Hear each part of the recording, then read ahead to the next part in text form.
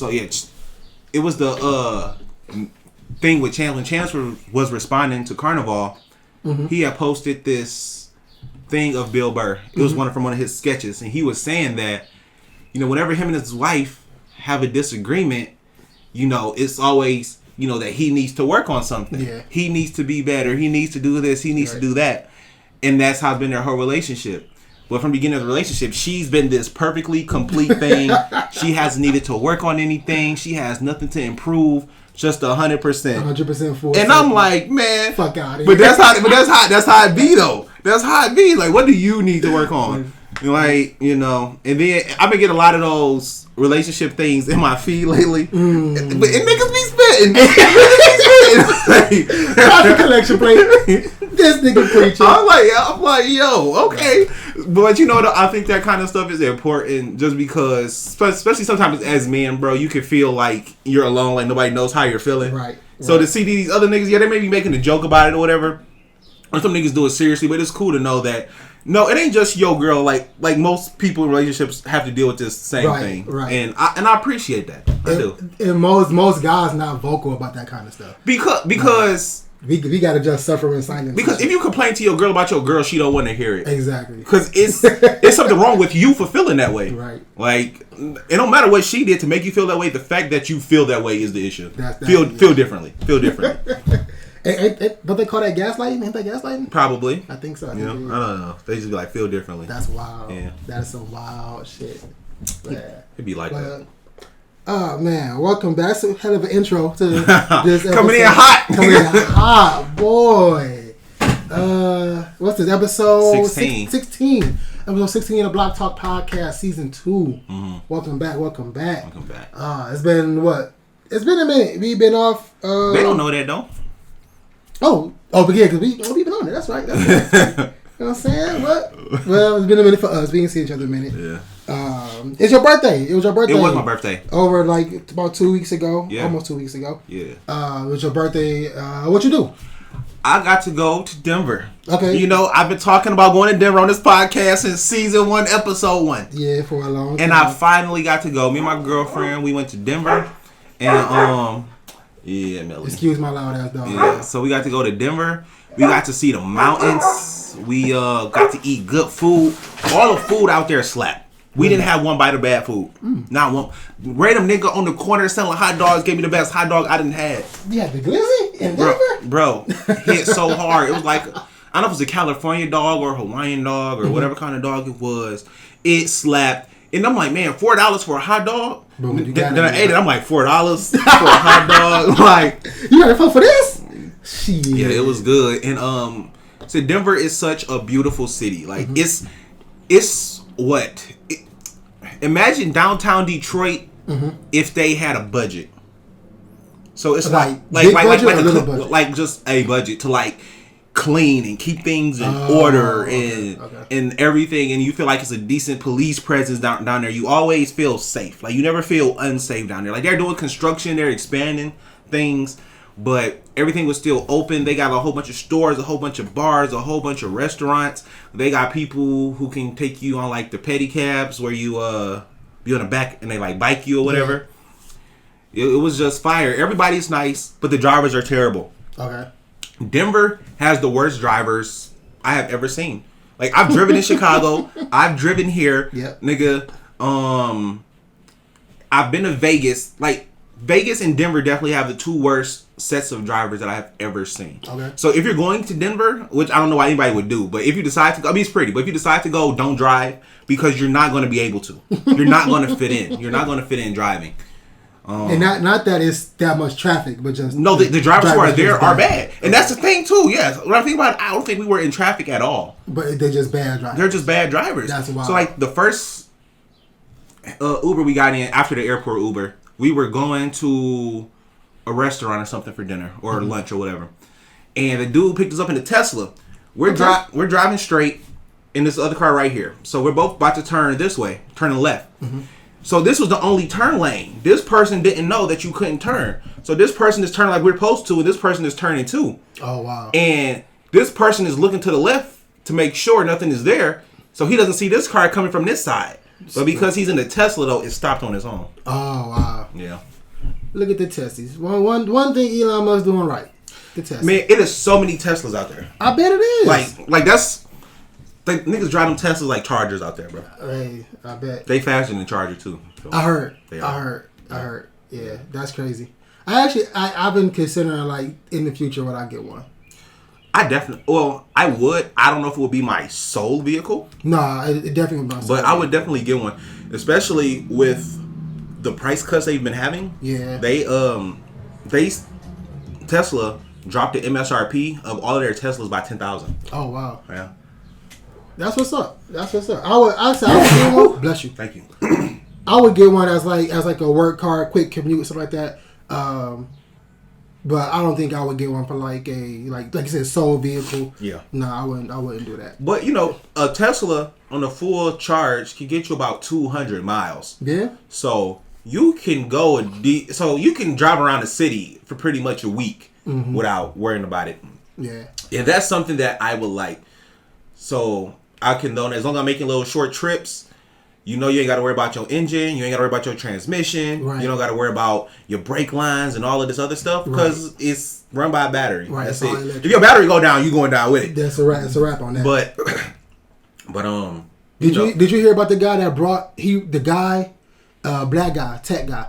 He was an engineer. He brought a Tesla from like an auction or whatever. It was underwater. He brought it and he rebuilt it from the ground up or whatever. Rebuilt it and.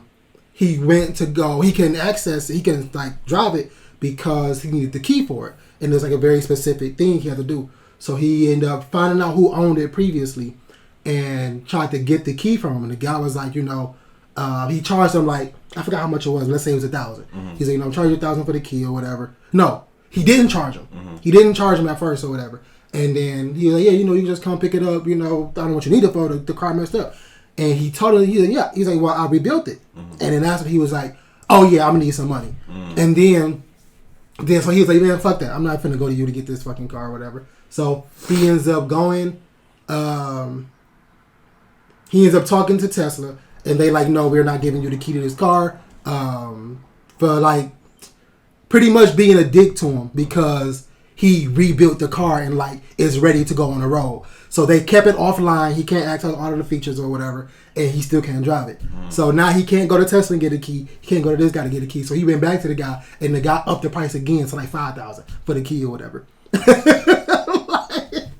So I believe he eventually got the key, but I don't know how he got a key. Yeah, no, you gotta just wage warfare at that point because. How you like? I gotta make sure that key work or something first, right? And then I'm snatching that bitch and I'm running, nigga. I'm like nigga, like keep the car running, like why you come to my house and I'm running Mustang? Don't worry about it, nigga. Don't worry about it. Let me get that key. Make sure this key, nigga. Like, nah, you ain't gonna have to do me like. Yeah, see, so I like to feel like I'm a very non-violent guy, but shit like that will push me to violence. Like, don't do it because you trying to play me. You trying to play me to my face. And right in front of me. Right in front of me, and I don't like that. You're like I ain't fucking armed, nigga. Like, don't do that. Don't do that to me. You say John Wick out here, nigga. No, I'm telling you, you got a dog, bitch. Like, the fuck? That's funny. I believe he eventually got it, but he couldn't do like the self park thing, and like he couldn't do none of that because it was offline, and Tesla refused to. They refused to put it online or whatever. Yo, when it comes to parking spots, do you go for the closest spot or the most convenient spot? When I'm by myself, I go for, I don't know if it's convenient or closest, but I map out. Okay, if it's at the corner store or something like that, I'm just putting up parking. It really don't matter to me.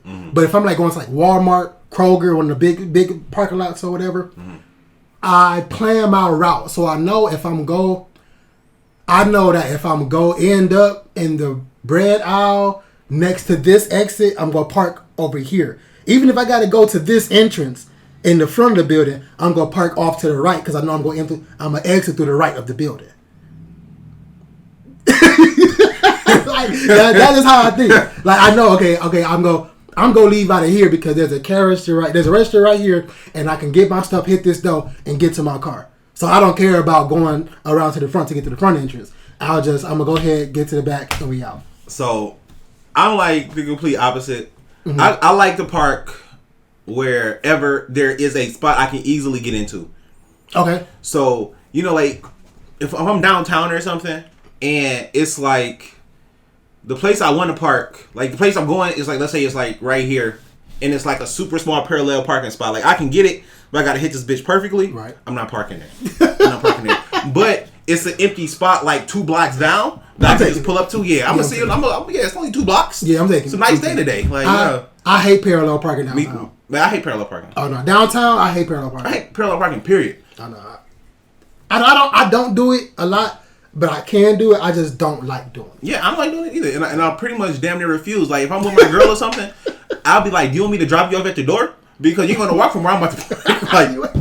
You ain't gonna take this track. Yo, like, I see your shoes don't look very comfortable at all. So I'm being considerate. Your girl back into every spot. No, she does not. She's been doing it at the house some though. Okay. Because that's actually really surprising. I'm surprised Indy don't do that. She don't back into the driveway. Yeah. She back into every single spot. Yeah, I don't. Yeah, I never back in the spot because that's too much time for me. Like, but when let's say I'm at work, it's a double parking spot where you can park like 1 and 1. Mm-hmm. Like, I'll drive past that one to park on the front one, so I can just like just drive out when I'm ready. Right. But I'm not gonna pull into it. I've seen people pull into it, and I'm like, "Oh, nigga, you nasty!" Like, just park somewhere else. Yeah, that's funny. Okay, I had a question about so you didn't want to go to a Nuggets game or go where do Denver play the football team? The Broncos, they play down there too. I'm saying, but like, what's the building they play or the field they play? What's it called? Sports Authority. Okay, you didn't want to go to any of those like sports areas. Or so we went past where the Nuggets play. Okay. We went past where the Rockies play. Okay, we went past all of that, and that game 1 against the Phoenix Suns was actually down there. Okay, and we could have seen it, but the only tickets they had available was $150 for standing room only. Oh nah, you did. So I'm like, when I looked at it, I thought it was wrong. So I went to refresh it and shit. I'm like, that can't be right. So I went back and I looked at like $150 to sit in the back and watch the screen. And I'm like, I can watch screen at home. I can watch the screen at home for sure, at the hotel or on my phone. I can put the bitch up to my face like this, bro, and get the best view I could possibly want. But we had looked into it. Okay, we had looked into it. Now how's the air out there? Thin. He said thin. So when you get off the plane, you don't really notice it. You just walking, you doing your thing. Mm-hmm. You ain't really noticing it. Then you get to talking to the person next to whoever you with, and you realize that sentence took a lot out of you. You know what I'm saying? So I'm trying to talk about like, so we're gonna do this, what we need to do, and but they say waiting to exhale in this moment. Man, I'm telling you, it was tough, and you don't get used to it. Like from the 2 days that we was there, you don't really get used to it. But I could see how you could get used to it, but I also wonder how people are fat up there.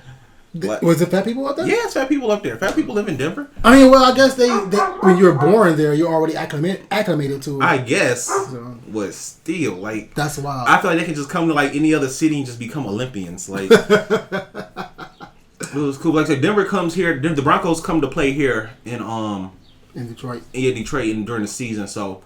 I'm gonna go see them, okay. and of course I told my girl like if she want to come, she can come, but if she don't have to. She's perfectly fine with me. Yeah. Come here for the Broncos. Right. I don't even know who own the Broncos now. That's wild. Me neither. I mean, not like completely, but they've had so much turnover in the past couple years. It's hard to be fair. Revolving door. Yeah. No, I did not know RDC World. So have you seen their like sports run they've been on? They've been like challenging other like AMP and them, yeah. Yeah, they've been challenging other camps to games or whatever. Yeah. So they had a live flag football game. Yeah. On YouTube. Yeah. And I was like, oh shit! I sat up watching for a minute. I'm like, yo. They did one. They had AMP and RDC. They went against each other. They did dodgeball. Oh, I don't know. Yeah, that was like the first. That was like the first one. Okay. Cause I remember, AMP is a bunch of old 2K YouTubers. They all used to play 2K. Oh, okay. Yeah, so I knew them all from their 2K days. Mm-hmm. And then when AMP first started, it was like 4 of them, and I really really liked it. Then they brought in Kai and then the cameraman and shit. And they started doing more wild, just more shit like love and dating and shit that I didn't really care about, so I stopped watching. Okay. But every now and then, like I'll see one and I'll come back. But speaking of like social media people, how do you use social media as an adult, bro? It varies now because, like, I run my business page or whatever. I run my business page, so I'm posting on there, and I'm horrible at like communicating with like people that follow me and stuff like that. Mm-hmm. But for the most part, on like my personal Instagram, I'm just scrolling and liking, I ain't really like. I'm not really you. You gotta do some amazing shit to get me to comment. Like on Instagram, you gotta be fucking taming a monkey to jump over sharks while eating a banana. Like you have to do some wild shit to get me to comment on something on Instagram. Yeah. And I'm one of the tappers of the story. The quick tap on the stories. Me too. I'm that. I'm like, let me just get a quick download of your life real quick. And tap. Facebook. I post occasionally to Facebook because again I run my business page from there and I'm on there decently or whatever. For the most part, I'm more active like commenting and talking to people on Facebook. Mm-hmm. But for the most part, again, I'm just scrolling to see what's going on. Like you ever be scrolling and you see somebody and you be like, "Dog, it is no way they are having fun." Like it's no way. Yeah, no way. This manufactured ass smile you got. Like this is the algorithmic ass fucking post. Yeah, I did that with a friend of ours, and I'm looking like you're. It looks like you're doing this because this is what you're supposed to do at the club. Yeah. When you're on Instagram. Yeah. And it's like you don't look like you're having fun. Like you look miserable, bro. Right, and I will tell you that a lot of the time, like I said, like over the past couple of vacations I went on. I hardly have any pictures because I do not be thinking about pictures, bro. Right. And you, like, I do see what a lot of people talk about. You do keep so much more of the experience when you're just focused on the experience. Mm-hmm. You're not worried about, like, well, how's the lighting? How's the angle? Can I get a good picture of this? Right. How would it turn out? That ruins everything. Bro, yeah, it don't, like, so when I've been out there, like, Disney World and shit, like, bro, like, it's cloudy, but the rides are fun. I don't care. It's 50 people in the way of the castle. I don't give a fuck. I see the castle. I know what the castle looks like. I'm going to always remember what this castle looks like. It was the 50th anniversary. I'm not going to forget none of this. Right. You know what I'm saying? So, I'm not, as I've gotten older, like I said, I'm become less of a poster. Like I said, I'll like and I'll comment from time to time. But I'm pretty much just a viewer and a sharer. If I see something that's funny, I'll share. I'll share that. Oh yeah, quick. And even like I was saying last episode with movie theater memes, I got the girl. She's running it. Yo, they good. They good. I saw it. I'm like, yo, I like these people. I like these. Yeah. She's good. She's cool. I think she's from Texas. Dope. And I reached out to her the other day just to check in on her, see how she was doing. She said, "Thank you for the opportunity." All the other shit. I'm like, "No, thank you." No, you don't realize what you did for me. Yeah, so that's what's up. That's clutch. I saw a few of them. And I think I saw two. And I was like, "Yeah, these are funny. These are good." She's good. And I wanna go back to posting some too, but I just don't got it in me. Right. But she's still actively working, so she's inspired. You know. Right. That's dope. Yeah. So this is something that happened to like. I went to I surprised India with a date to this it was a candlelight violin quartet. I saw that. I was wondering what the hell was going on. Fire. It was fire. So it was downtown? It was not necessarily downtown. It was in Old Redford. So it's like 7 Mile Lobster and Grand River area. Mm-hmm. So it's over there or whatever. But it was pretty cool. But so what they did was they was like, you know, when you walked in, they was like, hey, you know, please refrain from please put your phone on silent and turn the brightness of your phone down, and please refrain from any videos and pictures until the end. Mm-hmm. And so that's okay, cool. So like the whole thing, I acknowledged it or whatever, didn't put my phone out, and then they got down to the last song or whatever. And so the last one was the Friends theme song, "I'll Be There For You." So they was playing that or whatever. So we was that was the last song, and okay, it's the end of the night. Let me go here and record this or whatever. And that was cool for me because I got to record it, and then I got the experience as well. And then at the end of it, because it was like such a small theater, they kept all the setup or whatever, and we was able to go up and take pictures in front of the setup or whatever. So it was really cool, and like I think that's how I like to like if I do want to capture a moment, that's how I'll do it. Or like even with like when I go to concerts, like I went to the Boz concert a couple years ago, and I think only time I really took pictures is when he changed songs. Mm-hmm. If he changed songs or changed outfits, I'll get a quick picture or whatever, get a quick video. But other than that, like I'm in the moment enjoying his music or whatever. Yeah. Even with like the Big Crit concert, Rhapsody concert, like I already didn't get any pictures. Actually, I think I deleted those pictures on accident too, and I'm so pissed. I gotta check my Google photos. But yeah, so I like capturing the experience when I go out to places. Like actually not capturing the phone, but like enjoying the experience or whatever.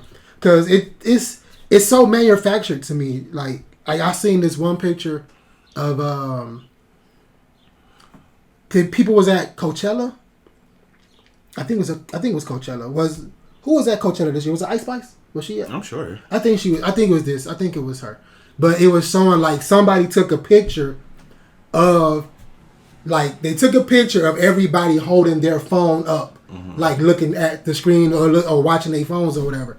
And I'm like, yo, that is fucking crazy. Like, everybody got their hand up. Like, and you can only see like all these screens. All you see is the stage so many times on everybody's screen. I'm like, yo, that's crazy. That's crazy. Like, y'all not even enjoying the moment. But, you know, that's why it's cool, man. Like to have a good traveling partner. As you can yeah. So, I heard you had a new appreciation for partnerships. What is that about? Yeah. Do you mean partnerships like significant other partnerships like branding? No. Branding. I gotta know. But my so India picked up a second job on the weekends or whatever. And so it was a couple days. I didn't even tell her this. A couple weeks ago now. I was in the office and I'm sitting there and I'm working and I don't know if I was looking up something or I was like working on like a tech pack or whatever, and like she was at work, and usually about this time of the day, she would have already had done like cooked, or she would have came in there and told me like, hey, you know, the food is ready or something like that, and like I was sitting there working and I'm like, it got like maybe like 9:30. Almost 10 o'clock. You like, where the fuck my food at? No, not even that. Not even that. I'm like, yo, I didn't eat. And I'm like, it's not the fact that she cooks. Like, I totally appreciate the fact she cooked, but it's more so the idea of just reminding me, like, hey, yo, make sure you get something to eat. And that, like, it's one of those. That's one of the small things that made me like appreciate having a partner. And because it's like, that's something I probably would have went to sleep hungry, not even realizing, oh shit, I didn't eat nothing or whatever.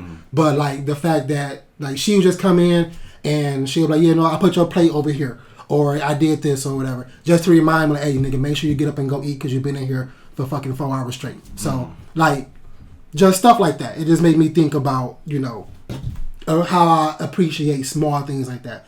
Like I said, not like I do appreciate the cooking, but it's more so like, hey, make sure you go eat because you've been in here working a long time.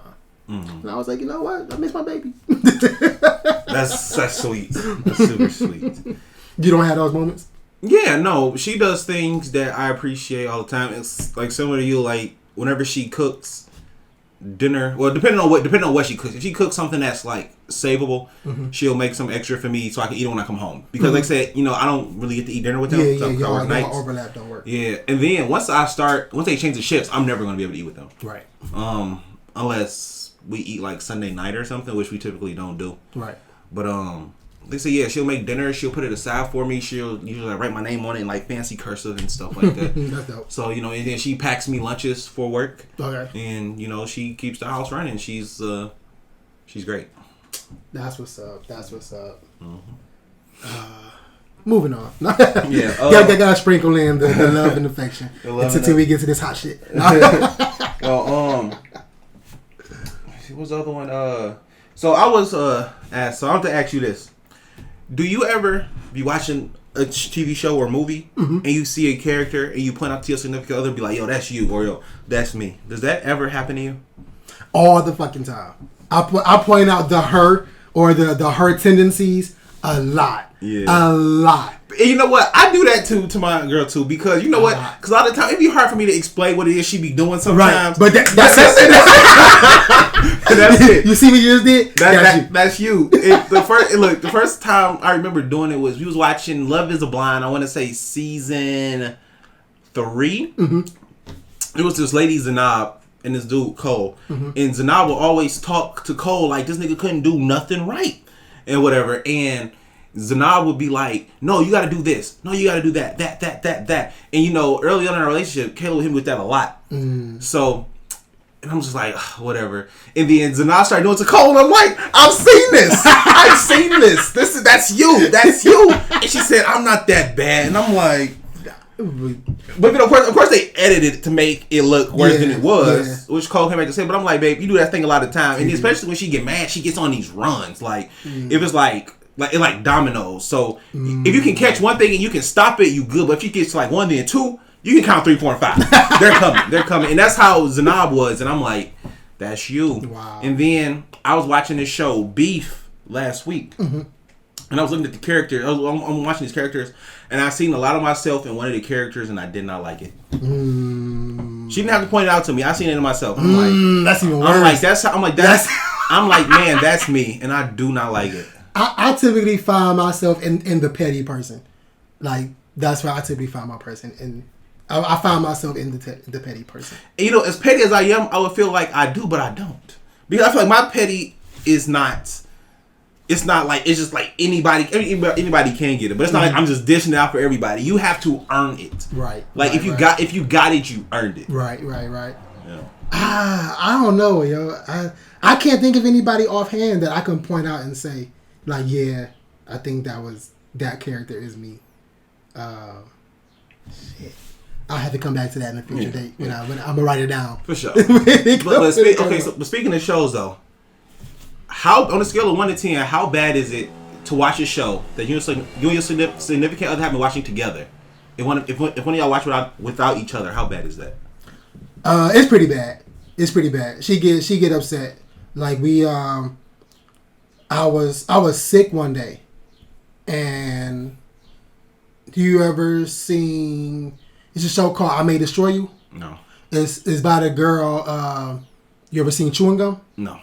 Damn, nigga, what up? I don't watch TV. All this other bullshit, Love Is Blind shit, and you ain't seen no good ones. To be fair, only TV I watch is stuff that my girlfriend presents to me, and I usually watch an episode and I decide whether or not I want to proceed with it, because to me in my free time I will never watch TV. TV is not something that I enjoy watching. Like I'd rather go watch a movie, but I really wouldn't rather do that either. Honestly, I want to either play the game or I could go play basketball. I could literally do anything. Watching somebody else live this life or whatever on TV is just not for me. Okay. And when I'm watching, like, I watch a lot of YouTube is what I watch. Okay. But what a lot of the YouTube I watch is news and informative. Okay. Like, it's pretty much like all information. Okay. Well, Chewing Gum and I May Destroy You is, I know I May Destroy You is written by this girl, but I think Chewing Gum is too. But it's a girl, Michaela Cole. She, African British girl, overseas or whatever. But anyway, I was sick one day, and I ended up watching. I finished I May Destroy You, and I told her, I was like, "Yo, this is that," and she was like, "You finished that?" And I was like, "Yeah, I told her, I was like, "Yo, I just rewatched the ending of what you call it," and she was like, "Wait, you watched it?" And I was like, "Yeah," and she was like, "We didn't finish that." I was like, I could have sworn we finished that, and I just, you know. And she was like, "No, we didn't finish that." And she was mad for like 2 days. See, probably like 2 days. And you know what? It's something like that, you know, because I'm pretty sure my girl watches stuff without me that we're supposed to watch together. I'm pretty sure she does, but she doesn't mention it. But she's an avid TV watcher, though. She is, and she has way more time to watch TV than I do. So I can understand you not being able to wait for me for everything. So I get it, but if you told me, that'd be nice too. And so So but I can't even count because I watch stuff without her too. Yeah. Because like we watch this and we taking too long, and then I be at work and that's all I got. All I can do at work is sit there and watch TV at work or my YouTube videos. But when I'm on YouTube videos, I gotta watch something else. Right. So. See, I don't. How often do you don't watch that much TV? How often do your show become your show? The only show I've ever had that became our show was Cobra Kai. Really? That's the only show. Wow. Because most shows, like I said, I don't have a desire to watch most shows. Right. So something has to make me say, and Big Mouth. Oh, okay. But Big Mouth was my show and became our show, but then she didn't like the last season, so then it became my show again. Speaking of which, this will be the last season, season 8. It's 2 more. So season 8 is the last season, but season 7 is the next season. Oh, okay, cool. Yeah. Cool. And one more season of Human Resources. Oh, okay, that's cool. Yeah. And I think that's cool because I feel like that's a nice, healthy life for a show. I like when shows know when they're ending. They can tell the people when they're ending. Right. Like, the writers know going into it that this is the last season. We can make sure it ends tight. The next season of Cobra Kai is the last season. So, I like that. I mean, it's sad, but I know that these last 10 episodes, like Johnny and LaRusso, everybody, this is going to be the end of it for a while. And what I think is probably going to happen, though, is because it's done so well, I think probably in about 10 years or so, they're going to bring it back, but it's going to be with... Oh, the following kids or something? Yeah, it's going to be with the kids, so it's going to be Miguel and Robbie or Lady LaRusso or something like that. Gotcha. Which I think will be fire. Come back in 10 years because y'all already old as fuck. Right. Y'all don't even got to wait 10 years. Y'all can wait 5 and then just look y'all age. Right. I'm on the show I'm waiting on is Stranger Things to come back. That's not done? No, this is the last season, season 5. Oh. This is the last season, and like this is gonna be it. So I'm waiting on this to come back. I feel like that's been going on for like 20 years. It feels like. I feel like it came in with Netflix. I feel like that was like the first Netflix DVD. Nah, it feels like it, but nah, it's because they take so long between seasons. But it's been really good. I totally forgot what I was talking. Oh, a show that became so that happens to me. So I don't watch a lot of TV, but when I find something, like it's usually a hit. Uh-huh. Like I find something that's a hit. Like White Lotus, I was like, yeah, I heard about this show. Let me go ahead, check it out. She sat down with me and she was like, okay, don't watch it without me. Mm-hmm. And I don't like it, but I've grown used to it now. Like now it's just now I expect for her to walk in and they'd be like, okay, this is our show now. Mm-hmm. And I'm okay with it to a degree. But yeah, I just be like, yeah, I know for a fact. Like every time I find something, it's a hit. See, and that's one thing about y'all is that y'all have time, especially with y'all work. I know she works nights now. I mean, she has another job that she works now, and I know that you work a lot too. But y'all have a lot of in-house common time together. Right. While both of our in-house times are completely opposite. Yeah, that's different. So the only time we can really watch stuff together is Saturday, Sunday, or Monday. Right. So that means for the other 4 days, I'm like, yo, don't watch your shows without me. And I'm like, don't watch your shows without you for 4 days. Which I know is a lot to ask of pretty much anyone who has a show that they like to watch. But see, we was like that when I was at my old job. Because I worked afternoons and she worked mornings. Mm-hmm. So when she was like about to get up for work, I was coming in from working or whatever. Mm-hmm. So, or we didn't have much overlap or whatever. But yeah, I understand it. Like I said, I just hate. In the beginning, I hated it. I was like, yo, like every time I find something good, like I can't watch it because you like it now. But now I'm like, okay, it's whatever. I'm used to it. Like White Lotus is fire right now. Season 2 is really good. Yeah, I don't know, man. Wait, real quick. What's your favorite video streaming service? Who's your go-to? Right now, my go-to is it might be a tie between.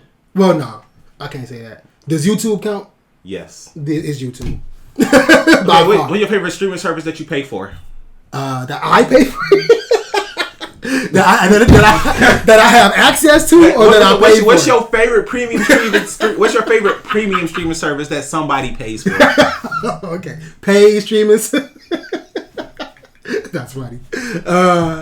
It might be either HBO Max or Hulu. Oh, your favorite streaming service? Oh, and I said Hulu or HBO Max. HBO Max. So for me, mine is YouTube because I pay for YouTube Premium. You pay for YouTube. YouTube Premium. I mean, I'm telling you, commercial mode, bro. YouTube Premium is the premier service for online streaming. Like, yo, like this. I'm cutting all that out, nigga. This is not an ad, nigga. Hey, but the numbers gonna do crazy if we put it on YouTube, though. They be like, damn, nigga, it was a free ad. We gonna push it, man. Oh, so speaking of pushing, did you hear about the TikTok thing? No, what happened? So they were saying that internally in TikTok, they can push a button to make a video go viral. Oh yeah, that's old. That's old as hell. I'll be on about that. So I'm saying, so YouTube can do it too, nigga. So something that's old. Yeah, I think of course every app has that. Every app has that. Oh, did you hear they unpushed the button? Facebook unpushed the button on BuzzFeed. No, what you mean? So BuzzFeed and Vice, you know them, right? Yeah. And you probably know them primarily from YouTube, right? I mean, from Facebook, right? No, I know BuzzFeed through YouTube. Okay, so a lot of these websites like not Facebook, but Vice and BuzzFeed got a lot of their promotion and traction and everything through Facebook. Mm-hmm. So Facebook was pushing their stuff out like in the algorithm, so it was getting likes, it was getting shares and everything like that. Mm-hmm. So then at some point Facebook said, no, like fuck all of that. Yeah, we done with that. So then they went to go back and show the numbers that they were doing, and they're doing like way less numbers since Facebook stopped agreeing to like push them. Is that why Vice in bankruptcy? Yep, and BuzzFeed too. Oh wow, I didn't know that. Yeah, that's crazy. So they looked at their like most recent posts. So it showed like Vice got like 5 million like followers or likes or whatever, and their last thing had like 30 likes. Oh wow. Yeah, and it was up for like 3 hours.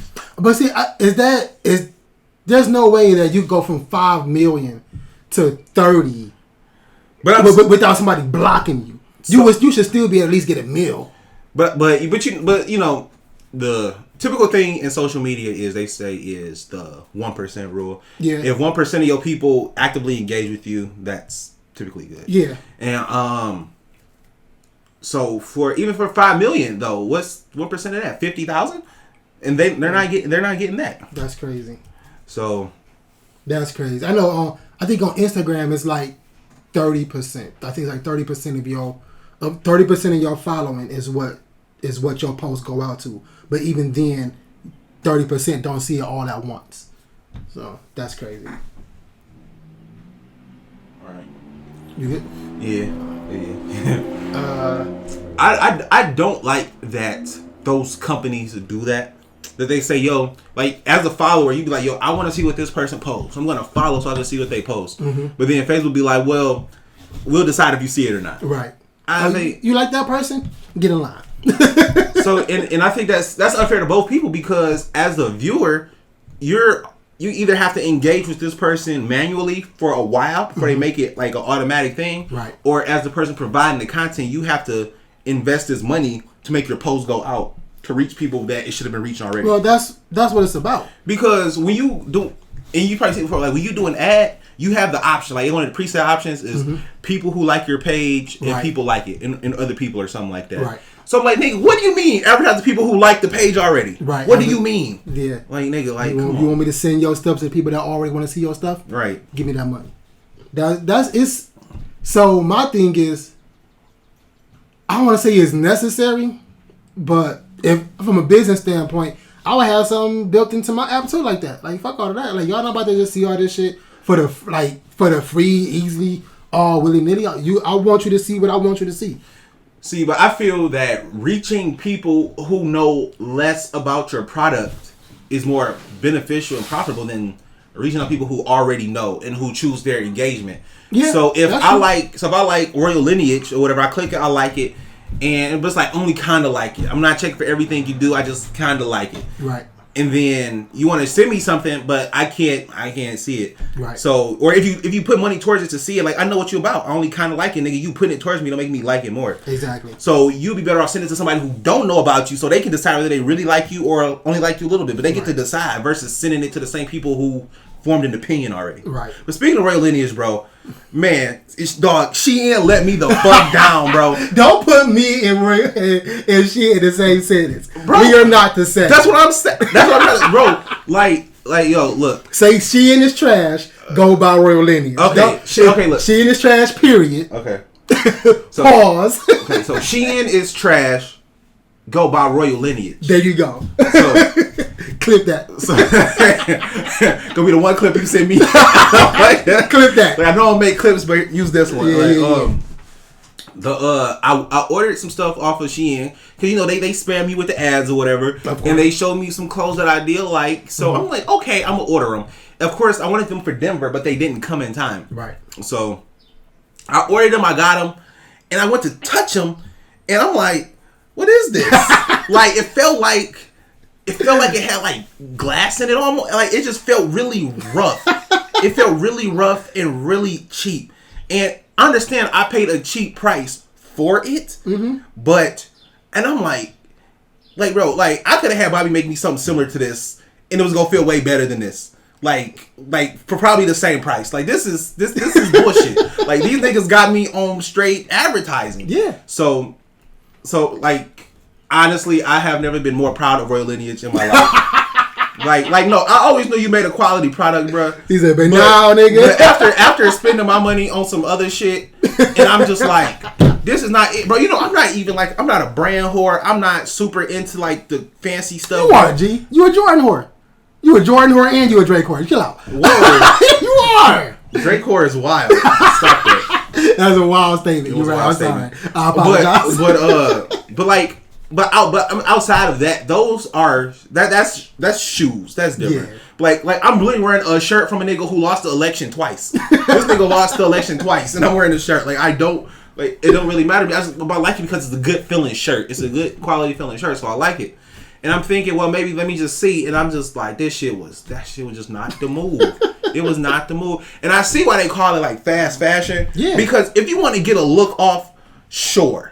But there's no way I could see any of them articles of clothing I bought and saying, this is my new favorite anything. Right. This is my new favorite anything. No. Like when the Detroit 313 dropped, that was my shit. Like I loved it. Didn't have pants in the pockets in the pants, but the hoodie, I wore the hoodie way more than I wore the pants just because they had pockets. But I'm like, if the pants had pockets. Oh yeah, all the time. You still need to bring it back, Kim colorway. But Shein completely let me down, bro. No, I mean, well, I would, as going forward, I would just suggest that you stay away from anything that says fast fashion. That's a very hip and modern term for slave labor. So slave labor and cheap product. That's what it is. Okay, well, it's the slave labor I'm not really against. It's the cheap. Oh my god, bro, Bob. If I was against slave labor, we wouldn't have anything. Yeah. So I'm not gonna pick and choose. I'm not gonna move the goalposts. You said we do. Bro, I'm telling you. You say I do, but I am pretty finite on that thing, bro. I'm so huge on reciprocation and things being fair and equal. So I'm saying, I'm just saying they could have put the senior slaves on it, bro. Like, not the new kids. Well, it's very cheap material, very cheap product. It's bad for the environment. Like, I did my research about this shit because I had to look it up. Like, a couple of brands I used to use, they slapped that fast fashion shit on there or whatever. And I'm like, what the fuck is this? And I had to look into it or whatever. And it's fucked up. It's some real fucked up shit. Excuse me. It's bad for the economy. It's bad for the environment. Like, just stay away from anything that says fast fashion. And people don't realize Shein is not an actual brand. Right. It's a drop shipping company. So they buy. It's a distributor. Right. They buy a bunch of cheap stuff from everywhere else and then bring it in and sell it to everybody else. But that actually leads me to a question. Like you mentioned how you bought this because it was advertised to you and you saw the price and you was like, okay, this looks good. Let me try it out. So it kind of ties into it. But my question is, what's more important? The person that creates the art or the person that can sell the art? Person that can sell the art. Why is that person more important? Because anybody can make something, but not everybody can get you to buy something. So it's me, like I said, as a salesperson, I've been prior to working at Ford, I've been a salesperson my whole life. So everybody in there, like PNC had credit cards. PNC they offered the credit cards, but people see the credit cards and they're like, well, okay, we know what it does. We know everything that it has to offer. I don't want it. then it's up to me to sell it. And I'm like, you see what it does, but this is why you want it. This is what, like, I'm telling you, like, I'm not telling you nothing different than what it offers. I'm just telling to you in a different way. I'm putting a different perspective around it. I'm showing you possibility. I'm showing you opportunity. So I'm making it more enticing to you. So you're like, okay, well, everything you just said is on that thing, but you said it better. Okay, you know what? I'll take a card. Yeah, but just because you said it a different way doesn't change what the card does. Nope, but it made that person want it.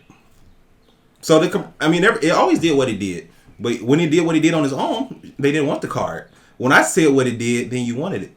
Because I provided you with, like I said, with opportunity, with like aspiration. So when somebody says, so like, if I tell you I'm trying to sell you a credit card, mm-hmm. So if I tell you that straight up right now, I want to give you a credit card, what would you say? Yes or no? If it's just cut and dry, yes or no, I would say no. Okay. Then I'm like, well, look, if you get this credit card from me, I can get you a free flight. I can get you and your girlfriend a free flight to California round trip. Do you want the card now? Not really, no. Okay. That's what I'm saying. You asking me. But I'm saying I'll pick California. It can literally be anywhere. But okay. If I can get you and your girlfriend a round trip anywhere to the United States, do you want it? No. Okay. Okay. So that's you. But now, do you feel like that would flip most people though? I think yeah. I think you would get out of 10 people, you'll probably get 2 or 3. No. Okay, and if you shooting 30%, if you make 30% of sales anywhere, you are a god. Right. You are a god. Right. So by framing it and providing that opportunity, I placed it in a different way to where it was appealing to somebody who knew about it, knew about the possibilities, but they didn't have it framed in a way that enticed them. So anybody can make a product, but well, see, I asked that from the standpoint of an artist and of the artist and as the nigga that knows how the magic works. Mm-hmm. So for me, it's like, yeah, you go offer me, you can say, yeah, I can get you this trip to such and such and such, mm-hmm. But it's like, yeah, but I'm still stuck with this card I didn't want. Mm-hmm. So whether I take the trip or not, like, or whether if I take the trip and I can have the best time of my life, mm-hmm. But now I get back home and I'm stuck with this car I didn't want. So what was the point? What's the point of me taking this car when I don't want? So what's the harm in you having the car if it got you the trip of your life? What's your beef with the car? It got you a trip of your life. I didn't want the card. But you wanted the trip of your life. No, I wanted the trip, and it just happened to be the trip of my life. So this car provided you the opportunity to go without having to pay. But I gotta pay somewhere. Yeah. As a nigga that knows how the magic works, yeah. I gotta pay somewhere. Yeah, but the thing is, you would go pay anyway, but then have to pay for your trip. But because you paid this way, you don't have to pay for your trip. Mm. So it's just but then like more specifically with like clothing and fashion, you know, a lot of these people when they see clothes, like the people who are able to sell the clothes, when they see like Travis Scott and something, they be like, oh, I want your Travis Scott Nikes, or I want your Travis Scott shirt. The line of Travis Scott Nikes are ugly as fuck. I'm about to say, I don't think like when this hype is normally just because the person, it's the name, that's it. So are you saying it's the difference between what are you saying? You saw you making a separation, but I don't in those cases I'm making separation, but the question is, who is more important? The person that can sell the art, mm-hmm. or not even art, the person that can sell the item, mm-hmm. or the person that makes the item? Sell, and I say sell the item. You say sell. Yeah. I say the person that makes. But you would say makes, but the person who sells is just always, because like anybody can make it though. That's not true. That's not true. I'm not saying anybody can make it, but not everybody can make it like you, but somebody can make it similar to you. I don't think that's true either. I think there's only one. You can only find one person.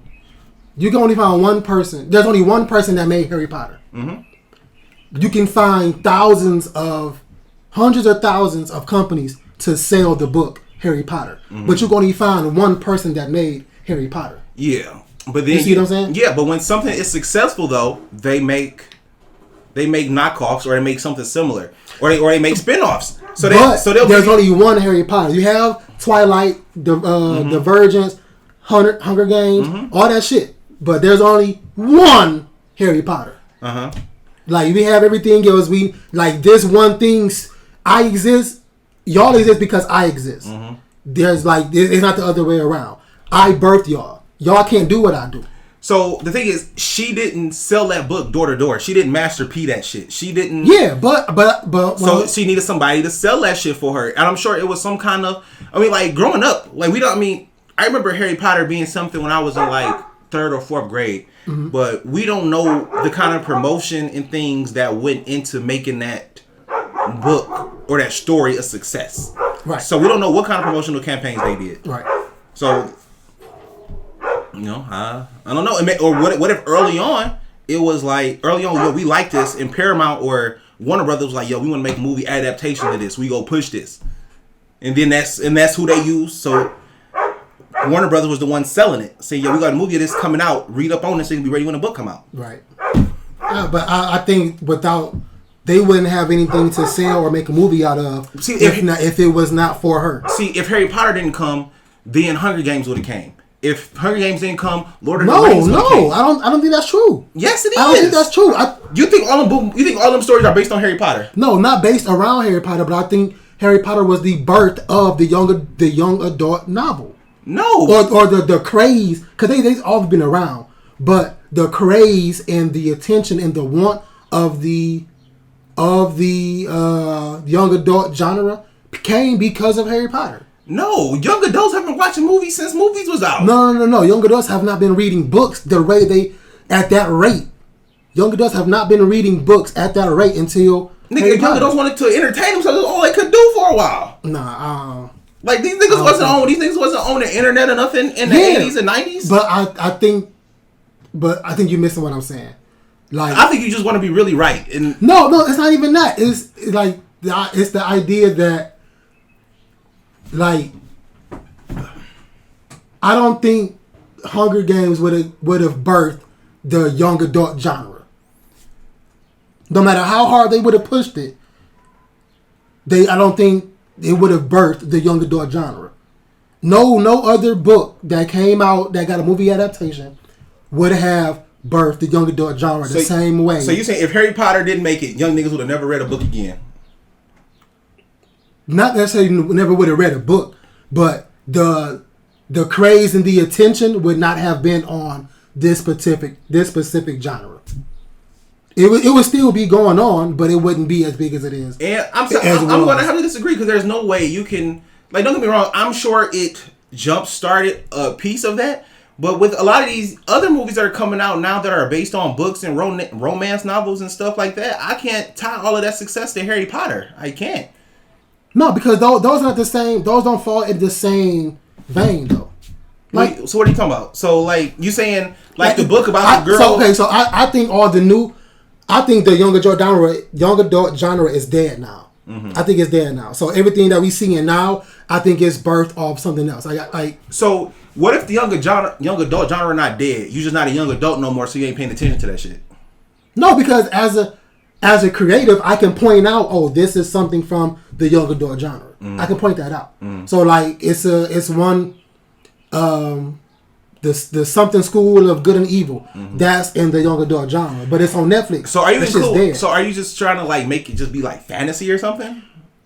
For the most part. So do you mean, because when I think young adult, I think shit like All of the Stars or The Notebook and shit like that. No. Those are still considered young adult teen movies. No. I'm talking about I'm talking about that fantasy dystopian future, that kind of shit. Okay. Like, I name specific Hunger Games. But you putting those in the young adult genre, like, because that's what it is. They don't, nigga. I just told you what else is in the young adult genre. You're like, well, I don't include that. But that did not come from the birth of Harry Potter. Nigga, you trying to make Harry Potter birth some shit? Cause it did, bro. What did it birth, bro? I'm trying to understand. Hunger Games. What's that? It's another one. Shadow of the Colossus? No, that's video game. It's one. Shit. Shadow and Bone or some shit like that. I think Shadow and Bone is on Amazon. That's like Lord of the Rings fantasy. That's like that. That's like it's So you make it two different kinds of. You say it's two different kinds of fantasy, and you say it's in two different categories. Yes, you got. So what makes it young adult? Because that nigga Harry Potter started off as a fucking kid. He ended as an adult. So I'm trying. I gotta ask India to explain book genre. Bring her out here. Bring her out here. Because you not understand. Get her. You're not understanding what I'm saying. Nigga, you not explaining it right. You terrible at this. I am, because I don't really understand book genres. So you try to explain some shit you don't even understand. I don't understand it, but I have a hard time explaining the book genres. So let me see if she get her in here. Let me see if she'll answer. Is she outside? Quick pause, people. Quick pause.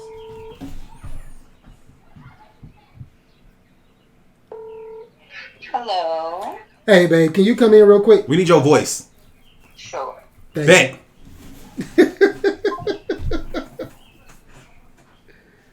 I just need her to explain the young adult genre. Okay. But then she's gonna also say I'm right too. Give me. Like, no, I'm gonna end up being right too. Babe, real quick, can you define what the young adult book genre is? Like, get a loose. Not loose, but like as close as possible to the young adult book genre. What is it? It is a story that has a main character who likely does not know who they are in the beginning, and they're used in a way to champion in the end, or like a hero figure, and they also have there's a lot of different aspects of a young adult. Okay. So would you say something like The Notebook? Would you consider that young adult? No. Thank you. Why is that not considered young adult? The Notebook? Yeah. Because it goes from them being teenagers to them being old. And it also is, firstly, it's too raunchy. Okay, I haven't read it or seen I haven't read it either, but I'm just going off the movie. But it's very raunchy, and it's more of a romance book than it is a young adult book. Okay, so romance books can't be young adult books. That's not true. I see. Romance is a part of young adult. I was saying that. Okay. But it's not the main focus of the young adult series. So when what book or movie, what book or book adaptation would you say birthed the young adult genre?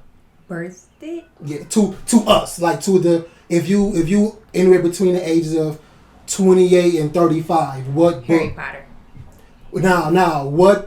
Now because of the success of Harry Potter, what young adult book adaptations came out of that birth? Okay. No. I'm right. Go ahead. Let her talk. I want to clarify. I don't count Harry Potter as a young adult. Why not? Nah, look at you. I'm right. But I am right. It's fantasy. But it's fantasy young adult. No, it is fantasy. Why not? You can have both, but overall, when you try to give a book a genre, you classify it into a specific thing. Like, you want to do one. Like, it can be young adult, but it also does not focus on romance. But there is overlap, though. You have the overlap of fantasy, young adult, or fantasy romance. You do, but if I had to give it a genre, I would not call it young adult. So, okay. I would call it fantasy. Okay, so what movies, if you're still stuck in under fantasy, what movies do you think birthed that? What movies do you think Harry Potter birthed from that? And do you think they would still be around if Harry Potter was? No, that's no. That's your question. That's my question. But we gotta take care of one part first, okay, and then go to the next part. Okay. The Hunger Games, of course, Divergent. What's the one with the tattoo? The tattoos and the you got it. Shadow something, right? Or Dark something. What's the name of that? Skull and Bones? No. Are you thinking of Shadow and Bones, the Netflix show? Okay. Amazon. It's Netflix. It's Netflix. Shadow and Bone is on. It's Netflix. Yeah, Shadow and Bones is on. What's Netflix. the one we watching on Amazon? I can't. With the remember. girl with the man. Oh, Wheel of Time. But I also wouldn't count that as young adult. No, I'm not counting. I'm not. They also have to be young adult. Yeah. Like the story has to be about young. So Cobra Kai, you would consider young adult? Cobra Kai. They young adults, right? I don't watch it. It's got to be a book I first. still haven't watched we it. talk about book adaptations. G. Okay, so look, the reason we brought you in here was because he had asked who was more important. You good? No, go ahead. Because he had asked who's more important, the person who creates something or the person who can sell something. And I said the person who can sell something. Of course, he's going to say the person who created something, right? And he is trying to say that the success of that whole teen movie genre is because of Harry Potter. And I'm trying to say that if Harry Potter wasn't there, Didn't exist, yeah. it would have been something else. My thing is, it might not have been necessarily the same thing, but like, let's say a book that's been around, like the old ass, like Lord of the Rings books, like them bitches been around for forever, like It and the adaptations of It and shit, like these old ass books, these old ass stories that come back around and create these different things. But he was trying to say, without Harry Potter, none of those movies would exist. But see, no. See, I wouldn't say that they you mixing up what I'm exist. saying. You mixing up what I'm saying, G. That's why I said you don't understand what I'm saying. Because say it more clearly. Because like you said, Lord of the Rings stuff, Lord of the Rings and all of that had Lord of the Rings birthed a lot of other shit, and then it came back and it came back. Lord of the Rings has so many adaptations.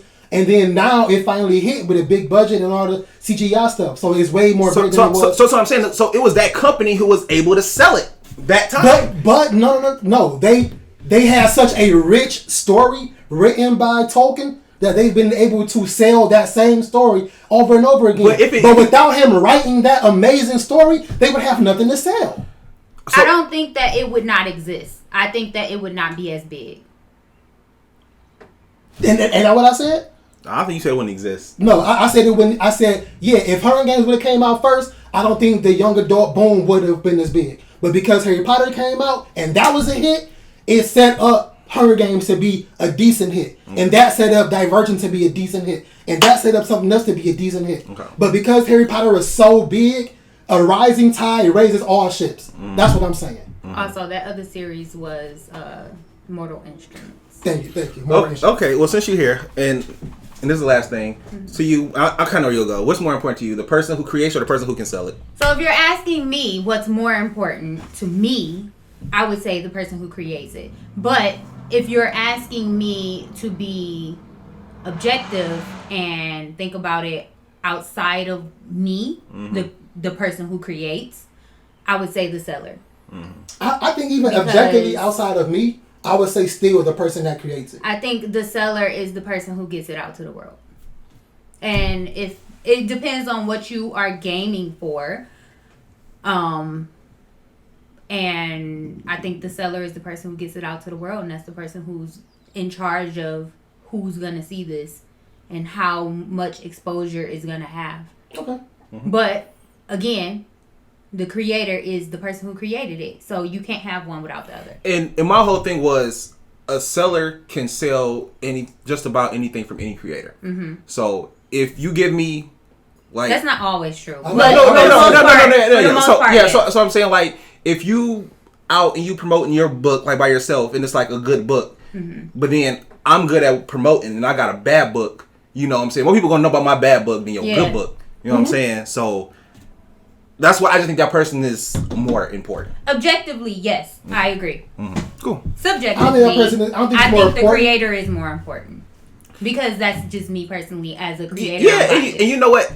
As somebody who created too and who had to promote it too, I understand the dynamics of both. Yeah. And I noticed that when I would put something out, whether it was good or bad, if I promoted it right, it did the numbers it was supposed to do. Yeah. So what it was didn't matter. How I promoted it is what matters. And that's... I don't know. I think when you... Thank you, baby. No. Appreciate it. Thank you, Blaylock. Thank you. I wasn't shooting for who's right or who's wrong. No, I'm binary in this bitch. I wasn't shooting for that. I was just... I was having a bad explanation as I always do. Yeah. But we gotta wrap it up though. We do? Where we at? Like... That was like hour 15. Oh wow, okay. Alright, well yeah. It's I can't. It don't matter. We can pack it up. Oh, hour 5. Still long enough. But yeah, I think that's a really I don't want to say sensitive topic, but I think it's a conversation that needs to be had because like you look at like you said like just your experience alone. Mm-hmm. You saw something, just because this person put it in front of you, promoted it to you, you brought it and you got it, and you're like, this is a piece of shit. Mm-hmm. And so. But from seeing it so much, I'm like, fuck it, I'm gonna try it. Exactly. So, and I think that's that's one thing that people in business need to learn is like even like for me, I had to realize that like you never stop promoting. You never stop promoting because actually, you know, it happened to me yesterday. I set up on the corner of 7 Mile and Reno. And this guy was like, bro, I walk past you every weekend, and there's no way I can keep walking past you and not buy something. Mm-hmm. And he bought something. Mm-hmm. Yeah, and I was okay, cool, mm-hmm. And I was happy with it.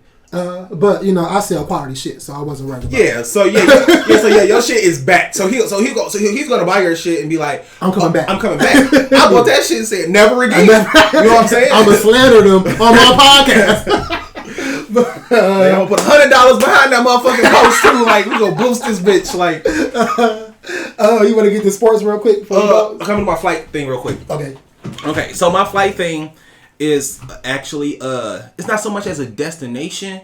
It's more so information technique, if you will. Okay. So when you go to buy a flight on Spirit.com. You know, it'll go ahead, it'll add all of your services and everything together. Mm-hmm. Once you click it, it'll show you how much you really paid for the flight. So I took a look, and the flight to, like, from here to Vegas, round trip, might have been about $150 or $170. Okay. So then I looked, and I saw how much the flight cost for each ticket was, and it was about $10. So they're charging you $60 in fees per ticket. Wow. And then I looked up the fees to see what they were. And I noticed that one of their biggest fees is actually an online convenience fee. But they don't call it that. They call it something different. I'm going to circle it so y'all can see it. So, wow. If you go down... I mean, I understand this is a hassle. This is not for everybody. Right. But if you're taking like a family trip and it's for y'all, because they charge me $20 for each ticket for this online convenience fee.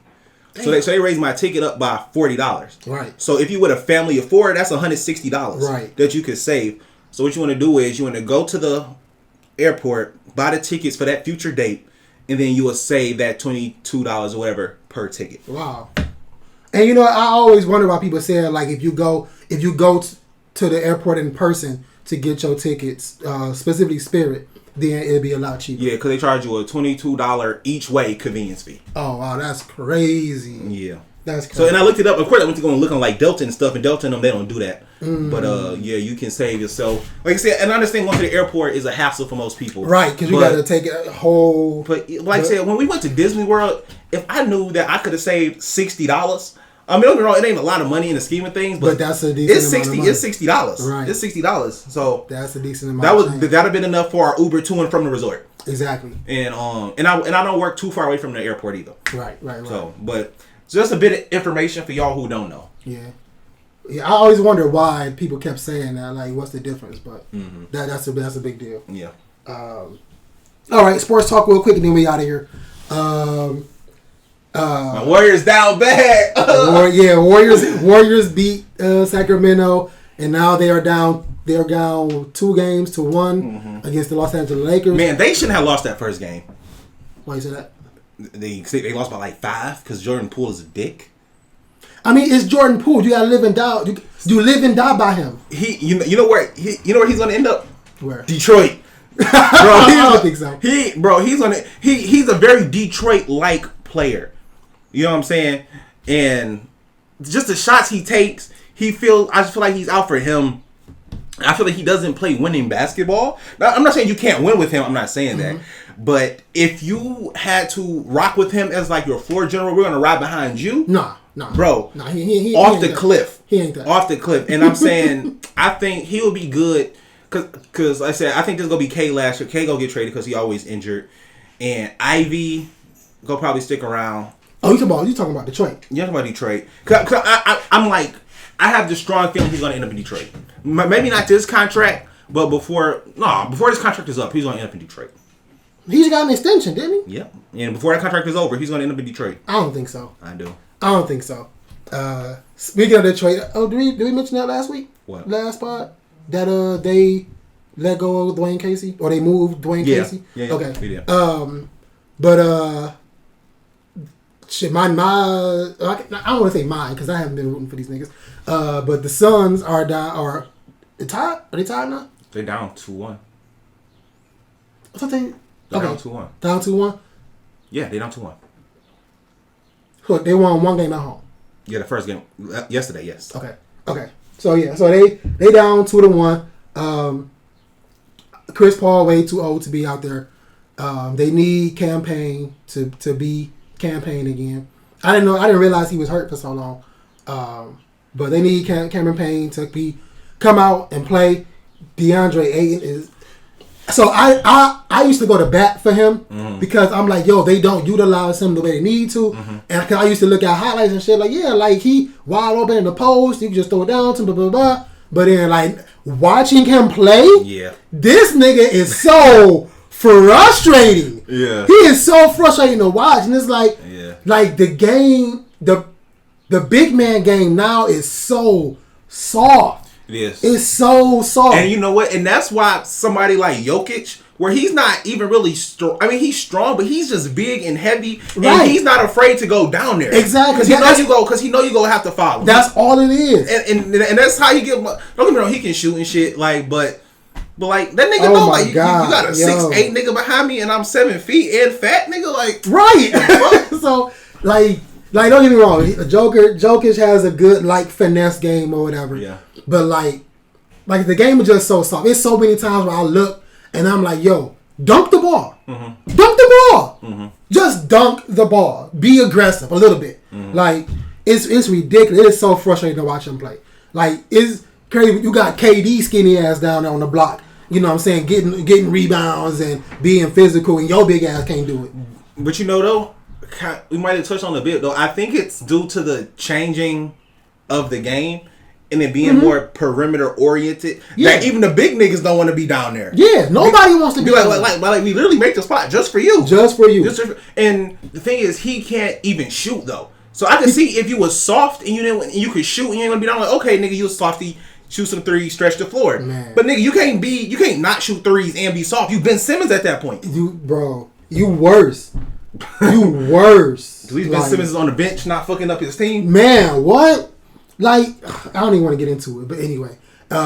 Jimmy Butler on a mission. Jimmy Butler, yeah. That nigga is on a mission. Yeah, man, you know what? I feel like Jimmy Butler's one of them niggas that's really hard to dislike. Like, when he went into the Timberwolves practice game and said, yo, I'm not playing with the starters. Give me all of these niggas. We finna beat their ass. They said, first play. He was like, I got Cat. And bust his ass. He said that him and the G Leaguers bust the starters' ass and then the subs' ass, and they said he left and went to go do a interview with Rachel, and then talked about how he bust their ass in practice. Like, man, ever since then, bro, Jimmy is that nigga. See, Jimmy Butler is so likable, and Cat is just the most unlikable nigga. Put the picture back up. Dog, that nigga, like, you can't let this picture down, bro. There's no way. So, rumor is Cat might end up, if Portland tries to keep Dame, Cat might end up in Portland. If I'm Dame, I don't want Cat. I mean, don't give me. Okay, let me not be a hater. Okay, I do want Cat. Okay, if I'm Dame, I do want Cat. I never liked Cat. I never believed in him from day one. I believed in his skill set. I never believed in it. You never believed in skill set either? Since day one. Okay, so with him being... So when I knew him as more of a stretch big, like he was going to come in, he was going to be a shooter.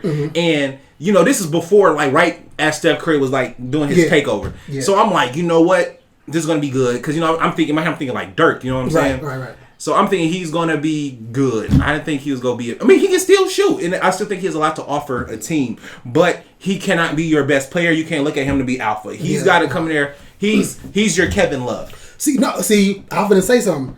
when he was coming up, or when he was like, his name was bubbling, I was already on Kevin Love. Like, Kevin Love was Mr. 40-40 at that time. Like, fucking 40 points, 40 rebounds, 20 points, 20. He was that nigga in Minnesota. So, well, I mean, he had Cat at this time has to be your Cleveland Kevin Love. Yeah, definitely. He has to.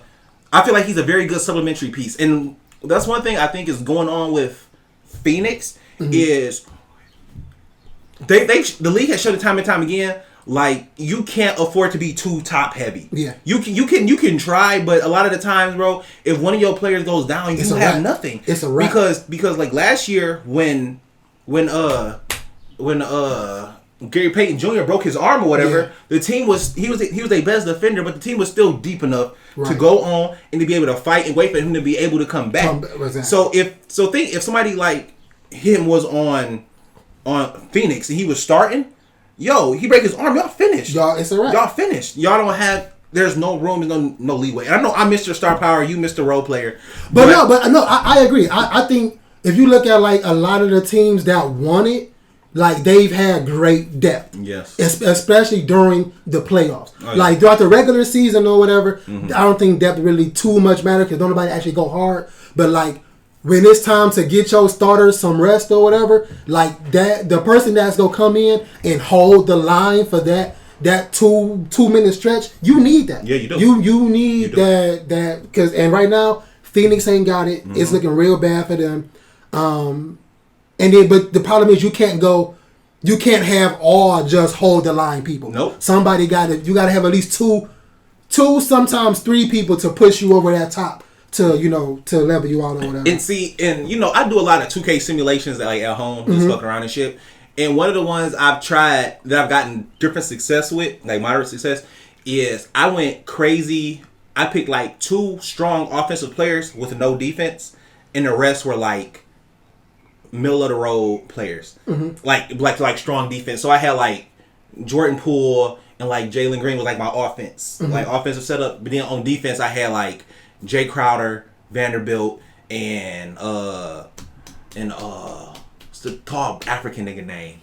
Not Biyombo. No, he played on the Magic right now. Bobo. Yes. So that was it. So I like Bobo. Yeah. So like that was like my lineup, and I tried shit like that just to see how it would work. But I think we can't 100% rely on this because this team got hurt and they didn't really have that much depth. But look at like Oppo Pistons.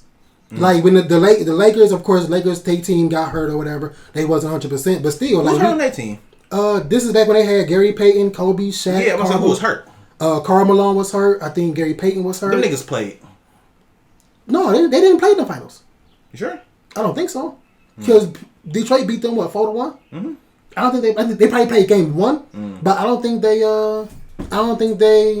played throughout the rest of the finals. Okay. But yeah, Karl Malone was hurt. Gary Payton was hurt. And I don't know who was on their bench. I don't know if it was Derek Fisher. I think Lamar Odom wasn't there yet. Was he? Yeah, I think Lamar was in the Clippers. Who? Lamar Odom. Was he in the Clippers or was he with LA? He was in the Clippers. Okay.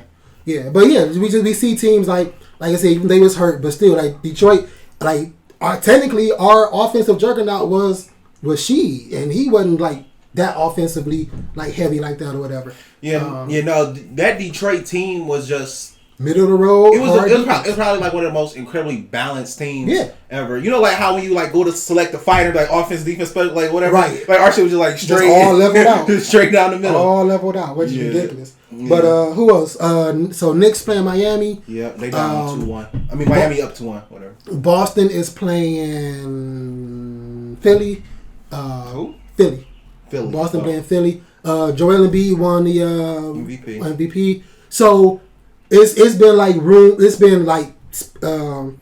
the air that it's like not necessarily collusion, but just something funny is happening because they were saying like Joker was up in MVP votes unanimously across the board up until Kendrick Perkins mentioned how like it's the facts. Yeah, he said like 60% of the voters are all white or whatever, where like 70% of the league is black, and he's saying like it's real fishy, and ever since then the votes got flipped or whatever.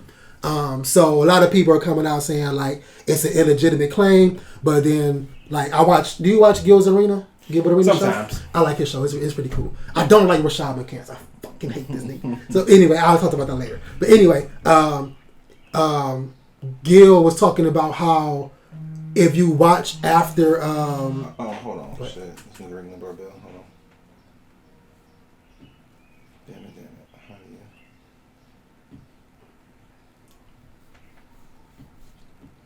What up? Yo, I'm done. You said you got the 15 in cash. I ain't even at home right now. I ain't gonna be home for like another 20 minutes. No, damn, I gotta get food. It's gonna be like 30 minutes. So I can cash app it to you, or you can come back in 30 minutes when I get home. Okay. What you want? You want the 15 through cash app? Just cash app me then. All right, bro, I got you. Yeah, just cash app. All right, I got you. Oh yeah, bro. Yo. Bro. So I'll cut your grass high this time, right? So I cut it on like the higher setting. But the next time I cut it, it's gonna be low. All right, what? It was too hot for me to cut it low. Yeah, no, it was a lot of grass back there for sure. Yeah, no. It was too hot for me to cut it. I told you it was tragic back there. But all right, I gotta finish what I'm doing, but I'm gonna send it to you. I got you. But so it might be the cut next week, to be honest. All right, I'm gonna or later this week, cause with it being so thick. Yeah, there's a lot of grass. Yeah, I know. When I get home, I'm gonna check it out. I'm gonna hit you up. sure. All right, man. That's what I hate about unkept grass. So when it get too high, you got to cut it high. Then you got to come back again and cut it again because I got to go back there with the weed whacker now and cut ours down before I take the lawnmower to it. But yeah, anyway, so like Gil said that if you look at Joker's game, he pretty much gave up and was like, "Fuck it, I don't want to be in the MVP race or whatever." After Kendrick Perkins made those comments or whatever. You can't blame that on Kendrick Perkins. You can't blame him quitting on somebody else. But no, not necessarily. He didn't blame him quitting. He just saying like if you look at the comments, like the fact that Joker bowed out is like it's kind of a slight against Joker because it's like no matter what, I still want this award, so I'm gonna go out there and put the numbers on the board to show I'm better than him. So he could have amped it up or stayed where he was to show like no, I'm better than this guy, and I deserve it. But he was like, "Nah, I'm just gonna bow out and call it a day or whatever." And you know what though, with the new rules going forward, that you need also many games to be in the running for these things. Yo, we gonna have a lot of random ass niggas winning a whole bunch of random ass awards. Most definitely. Like it's gonna be like a random nigga on like first team all defense that you ain't even seen before. Like just because these niggas don't be playing for real. Like I think that I like that the NBA players have guaranteed I feel like I said this before. I like that the NBA players have guaranteed contracts. Right. But it needs to be tied into you playing. Right. So I understand. Like, let's say you get injured on the court. Okay, this year you tore your ACL playing for us. This whole year is done for you. Like we're gonna pay you for this whole year. Right. And then you know what? If you're under contract with us, we're gonna pay you for like half of next year to rehab. Right. But once you're clear to go, if you're not playing and you're clear to go, right, then we gotta talk about something. So something like that happened to Markelle Fultz. Up now. When he was playing for Philly. So remember, did you hear about the story about how he came in being able to shoot, but then after the summer, after like summer league and all that stuff, he had a weird ass shot. That's because the rumor is he was in his contract. He had to stay away from like extreme things or whatever, and one of them was like motorcycles, and he got into a motorcycle accident allegedly. Got into a motorcycle accident, messed his arm up or whatever, and he had to get a surgery to fix his arm, and that's why he came back with a fucked up jump shot. And they're like, what the fuck happened? And like he didn't want to mess his rookie deal up, and that's what it was supposedly. I can believe that. I mean, that's like, you know, athletes go do what athletes do, bruh. And You give these niggas all of this money so they can do the stuff they love, and they gonna tell them, no, you can't do the stuff you love. Right. Like, nah, like, remember when Patrick Mahomes was playing basketball and he was like dunking and shit? Hell no. No, it was, so Patrick Mahomes had like a run at some gym and he was like crossing niggas up, dunking on niggas. Yo, next day, Cheeks put out a statement like, hey, none of that. yo. No. All that shit y'all saw yesterday, that shit done. That shit did. I hope you saved it, nigga. That's funny. Yeah. Did we talk about Lamar Jackson? Lamar Jackson. He got his deal. Yeah, he got his deal. What, 260, right? Yeah, it's 260. I think like 160 or 180 guaranteed or something like that. That's what's up. What's up. And don't he got like an all women's team or all women's who was the guy that got all women's like all everybody that handled his career? I think that's Jalen Hurts. Okay. But his agent is his mom though. I do. Okay. Yeah. I knew it was something I had to do with like a woman or whatever. But that's what's up. I think this is a good way to stop. Yeah. Good episode. Hope y'all enjoy it. Do all the social engagements, like, comment, share, all that shit. We ain't got nothing. That's it. See y'all next week. Peace. Peace. Arms look strong.